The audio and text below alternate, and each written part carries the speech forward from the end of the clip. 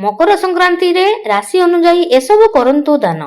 ସୂର୍ଯ୍ୟ କରିବେ ଭାଗ୍ୟଶାଳୀ, ମିଳିବ ସୁଖମୟ ଜୀବନ, ଧନ ରହିବେ ନିରୋଗ। ତେବେ ନମସ୍କାର, ଜୟ ଜଗନ୍ନାଥ ସାଙ୍ଗମାନେ, ମୁଁ ଗୀତାଞ୍ଜଳି ସ୍ୱାଗତ କରୁଛି ମୋ ଚ୍ୟାନେଲକୁ ଆପଣମାନଙ୍କୁ। ତ ଆଗକୁ ଆସୁଛି ମକର ସଂକ୍ରାନ୍ତି, ତ ନିଶ୍ଚିତ ଭାବରେ এই ଭିଡ଼ିଓଟି ଆପଣଙ୍କୁ ବହୁତ କାମରେ ଆସିବ। ତେବେ ଭିଡ଼ିଓ ଶେଷ ପର୍ଯ୍ୟନ୍ତ ଦେଖନ୍ତୁ। ଗ୍ରହଙ୍କ ରାଜା ସୂର୍ଯ୍ୟ ଦେବତା ଗୋଟିଏ ରାଶିରୁ ଅନ୍ୟ ଏକ ରାଶିକୁ ଚଳନ କରିବାକୁ ସଂକ୍ରାନ୍ତି ବୋଲି କୁହାଯାଏ। ସୂର୍ଯ୍ୟଦେବ ପ୍ରତି ମାସରେ ରାଶି ପରିବର୍ତ୍ତନ କରିଥାନ୍ତି। ଏହି ପ୍ରକାରେ 12 ମାସରେ 12 ସଂକ୍ରାନ୍ତି ପାଳନ କରାଯାଏ। ସୂର୍ଯ୍ୟଦେବ ଧନୁ ରାଶିରୁ ମକର ରାଶିରେ ପ୍ରବେଶ କଲେ ଏହାକୁ ମକର ସଂକ୍ରାନ୍ତି ବୋଲି କୁହାଯାଏ। ଏହି ବର୍ଷ 2025ରେ ଜାନୁଆରୀ 14 ତାରିଖରେ ମକର ସଂକ୍ରାନ୍ତି ପର୍ବ ପାଳନ କରାଯିବ। ଏହି ଦିନ ପବିତ୍ର ନଦୀରେ ସ୍ନାନ ଠାରୁ ଆରମ୍ଭ କରି ଦାନର ଅନେକ ମହତ୍ତ୍ୱ ରହିଛି। 12 ସଂକ୍ରାନ୍ତି ମଧ୍ୟରେ ମକର ସଂକ୍ରାନ୍ତିର ବିଶେଷ ମାନ୍ୟତା ସହ ସର୍ବଶ୍ରେଷ୍ଠ ବୋଲି କୁହାଯାଏ। ଏହି ଦିନ ରାଶି ଅନୁଯାୟୀ ଦାନ ଦେବା ଦ୍ୱାରା ଶରୀର ନିରୋଗ, ଶୁଭ ଫଳ, ଧନ ବୃଦ୍ଧି, ସୁଖ ସମୃଦ୍ଧି ସହ ପାରିବାରିକ ଜୀବନ ସୁଖମୟ, କାର୍ଯ୍ୟରେ ସଫଳତା, କର୍ମକ୍ଷେତ୍ରରେ ଶୁଭଫଳ ମିଳିଥାଏ। ମକର ସଂକ୍ରାନ୍ତି ପର୍ବର ଶାସ୍ତ୍ରରେ ଅନେକ ମହତ୍ତ୍ୱ ରହିଛି। ଗ୍ରହର ରାଜା ସୂର୍ଯ୍ୟ ଦେବତା ଶନିଙ୍କ ରାଶି ମକର ରାଶିରେ ପ୍ରବେଶ କଲେ ମକର ସଂକ୍ରାନ୍ତି ପାଳନ କରାଯାଏ। ମକର ସଂକ୍ରାନ୍ତି ଅବସରରେ ଲୋକେ ନଦୀରେ ସ୍ନାନ ସହ ଦାନ ମଧ୍ୟ କରନ୍ତି। ଏହି ଦିନ ଭଗବାନ ସୂର୍ଯ୍ୟଦେବଙ୍କୁ ପୂଜାର୍ଚ୍ଚନା କରିବା ଦ୍ୱାରା ଅତ୍ୟନ୍ତ ଶୁଭ ଫଳ ମିଳିଥାଏ। ଚଳିତ ବର୍ଷ ମକର ସଂକ୍ରାନ୍ତିର ଅବସରରେ 2ଟି ଜିନିଷ ଦାନ କରିବା ଦ୍ୱାରା ସୂର୍ଯ୍ୟ ଏବଂ ଶନିଙ୍କ ବିଶେଷ କୃପା ପ୍ରାପ୍ତି ହେବ। ଜୀବନରେ ଥିବା ସମସ୍ତ କଷ୍ଟ ଦୂର ହେବା ସହ ସୁଖ ସମୃଦ୍ଧି ବୃଦ୍ଧି ହେବ। ବର୍ଷ ଯାକ ମା ଲକ୍ଷ୍ମୀଙ୍କ କୃପା ସହ ଧନର ଅଭାବ ଆଦୌ ହେବ ନାହିଁ। ମକର ସଂକ୍ରାନ୍ତି ଅବସରରେ ସ୍ନାନ ପରେ ଅନ୍ନ, ଗୁଡ଼, କଳା ରାଶି, ଗୁଡ଼, ପୋଷାକ ଆଦି ଦାନ କରିବା ଉଚିତ। ଲୋକେ ଏହି ଦିନ ଖେଚେଡ଼ି, ବିରି ଡାଲି, ପନିପରିବା ଦାନ ମଧ୍ୟ କରନ୍ତି। ଏହାଦ୍ୱାରା ଜାତକରେ ଥିବା ଗ୍ରହ ଦୋଷରୁ ମୁକ୍ତି ମିଳିଥାଏ।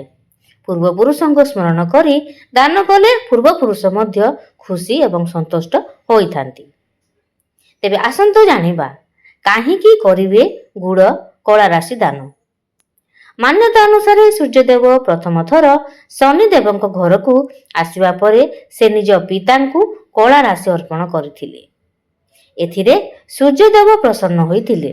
ତେଣୁ ଏହି କାରଣରୁ ମକର ସଂକ୍ରାନ୍ତିରେ କଳା ରାଶି ଦାନ କଲେ ଅତ୍ୟନ୍ତ ଶୁଭ ଫଳ ମିଳିବା ସହ ଜୀବନରେ ଥିବା କଷ୍ଟ ଦୂର ହୋଇଥାଏ। ସୂର୍ଯ୍ୟ ଏବଂ ଶନିଦେବଙ୍କ ଆଶୀର୍ବାଦ ମଧ୍ୟ ମିଳିଥାଏ। ତେବେ ଆସନ୍ତୁ ଆମେ ପ୍ରଥମେ ଗୁଡ଼ ବିଷୟରେ ଜାଣିବା। ଏହି ମକର ସଂକ୍ରାନ୍ତି ଦିନ ସକାଳେ ସ୍ନାନ କରିବା ପରେ ସ୍ୱଚ୍ଛ ପୋଷାକ ପିନ୍ଧନ୍ତୁ। ଏହାପରେ ସୂର୍ଯ୍ୟଦେବଙ୍କୁ ଜଳ ଅର୍ପଣ କରି ପୂଜାର୍ଚ୍ଚନା କରନ୍ତୁ। ଏହାପରେ ସୂର୍ଯ୍ୟଙ୍କୁ ସ୍ମରଣ କରି ଗୁଡ଼ ଦାନ କରନ୍ତୁ। ଏହାଦ୍ୱାରା ସୂର୍ଯ୍ୟଦେବଙ୍କ ବିଶେଷ କୃପା ମିଳିବା ସହ ଶରୀର ଆରୋଗ୍ୟ ରହିଥାଏ। ଏବେ ଆସନ୍ତୁ ଜାଣିବା କଳା ରାଶି ବିଷୟରେ। ତେବେ ଗୁଡ଼ ସହ କଳା ରାଶି ମଧ୍ୟ ଦାନ କରିପାରିବେ। କଳା ରାଶି ଦାନ କରିବା ଦ୍ୱାରା ଶନିଦେବ ଶାନ୍ତ ସହ ପ୍ରସନ୍ନ ହୋଇଥାନ୍ତି। ଶନିଦେବଙ୍କ କୃପା ପ୍ରାପ୍ତି ମଧ୍ୟ ହୋଇଥାଏ। ଏବେ ଆସନ୍ତୁ ଜାଣିବା ବିଭିନ୍ନ ରାଶି ସେଇମାନେ କିପରି ଦାନ କରିବେ ଏହି ମକର ସଂକ୍ରାନ୍ତିରେ। ପ୍ରଥମେ ଆମେ ଜାଣିବା ମେଷ ରାଶି ବିଷୟରେ। ମକର ସଂକ୍ରାନ୍ତିରେ ମେଷ ରାଶି ବ୍ୟକ୍ତି ବିଶେଷ ଗୁଡ଼, ବାଦାମ ରାଶି ଦାନ କରିବା ଦ୍ୱାରା ଜୀବନରେ ସୁଖ ସମୃଦ୍ଧିର ଆଗମନ ହେବ। ବୃଷ ରାଶି, ଏହି ରାଶିର ଲୋକେ ଧଳା ପୋଷାକ, ଦହି ଏବଂ ରାଶି ଦାନ କରନ୍ତୁ। ଏହାଦ୍ୱାରା ଶରୀର ନିରୋଗ ରହିବ। କୋର୍ଟ କଚେରୀ ମାମଲାରେ ନିଶ୍ଚିତ ଆପଣଙ୍କୁ ସଫଳତା ମିଳିବ। ମିଥୁନ ରାଶି, ଜୀବନରେ ଥିବା ସମସ୍ୟାରୁ ମୁକ୍ତି ପାଇଁ ଏହି ରାଶି ବ୍ୟକ୍ତି ବିଶେଷ ମୁଗ ଡାଲି, ଚାଉଳ ଏବଂ କମ୍ବଳ ଦାନ କରନ୍ତୁ। ଏହାଦ୍ୱାରା ଚାକିରି ଓ ବ୍ୟବସାୟରେ ଖୁବ୍ ଉନ୍ନତି ହୋଇଥାଏ। କର୍କଟ ରାଶି ବିଷୟରେ ଆସନ୍ତୁ ଆମେ ଜାଣିବା। କର୍କଟ ରାଶିର ବ୍ୟକ୍ତି ବିଶେଷ ମାନେ ଚାଉଳ, ଚାନ୍ଦି, ଧଳା ରାଶି ଦାନ କରନ୍ତୁ। ଏହାଦ୍ୱାରା ଶୁଭ ଫଳ ପ୍ରାପ୍ତି ହୋଇଥାଏ। କର୍ମକ୍ଷେତ୍ରରେ ଥିବା ବାଧା ମଧ୍ୟ ଦୂର ହୋଇଥାଏ। ସିଂହ ରାଶି, ତମ୍ବା, ଗହମ ଆଦି ଦାନ କରିବା ଦ୍ୱାରା ଜୀବନରେ ଥିବା ସମସ୍ତ ସମସ୍ୟା ଦୂର ହୋଇ ଶୁଭ ଫଳ ମିଳିବ। କନ୍ୟା ରାଶି ବିଷୟରେ ଆସନ୍ତୁ ଆମେ ଜାଣିବା। ଖେଚେଡ଼ି, କମ୍ବଳ, ସବୁଜ ପୋଷାକ ଆଦି ଦାନ କରିବା ଦ୍ୱାରା ମାନସିକ ଦୁଶ୍ଚିନ୍ତା ଦୂର ହେବ। ତୁଳା ରାଶି ଧଳା ରଙ୍ଗର ଜିନିଷ କମ୍ବଳ ଦାନ କରିବା ଦ୍ୱାରା ଦାମ୍ପତ୍ୟ ଜୀବନ ସୁଖମୟ ହେବ। ଜୀବନରେ ସୁଖ ସମୃଦ୍ଧି ବୃଦ୍ଧି ହୋଇଥାଏ।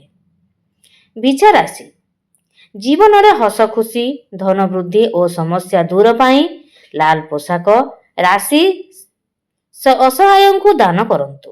ଏହାଦ୍ୱାରା ଚାକିରି ଓ ବ୍ୟବସାୟରେ ଅଧିକ ଉନ୍ନତି ହୋଇଥାଏ। ଏବେ ଆସନ୍ତୁ ଜାଣିବା ଆମେ ଧନୁରାଶି ବିଷୟରେ।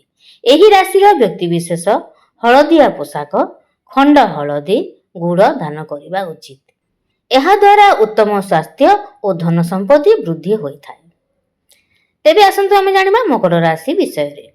ତ ମକର ରାଶିର ବ୍ୟକ୍ତିବିଶେଷ ମାନେ କମ୍ବଳ, ତେଲ ରାଶି ଦାନ କରନ୍ତୁ।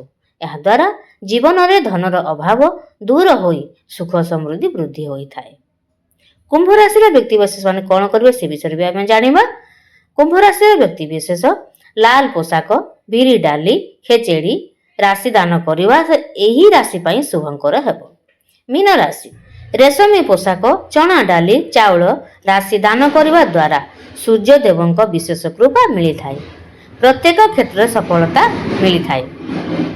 ଆଜିର ଏହି ଛୋଟିଆ ଭିଡ଼ିଓଟି ଆପଣଙ୍କୁ ନିଶ୍ଚିତ ଭଲ ଲାଗିଥିବ, ଆପଣଙ୍କ ଜୀବନରେ ନିଶ୍ଚିତ ଭାବରେ କାମରେ ଆସିବ। ଏମିତି ନୂଆ ନୂଆ ଭିଡ଼ିଓ ଦେଖିବାକୁ ମୋ ଚ୍ୟାନେଲରେ ସହ ଯୋଡ଼ି ହୋଇଥାନ୍ତୁ। ତେବେ ଭିଡ଼ିଓକୁ ଶେଷ ପର୍ଯ୍ୟନ୍ତ ଦେଖିଥିବାରୁ ଏବଂ ସମ୍ପୂର୍ଣ୍ଣ ଭାବରେ ଦେଖିଥିବାରୁ ଆପଣମାନଙ୍କୁ ବହୁତ ବହୁତ ଧନ୍ୟବାଦ। ଜୟ ଜଗନ୍ନାଥ ସାଙ୍ଗମାନେ।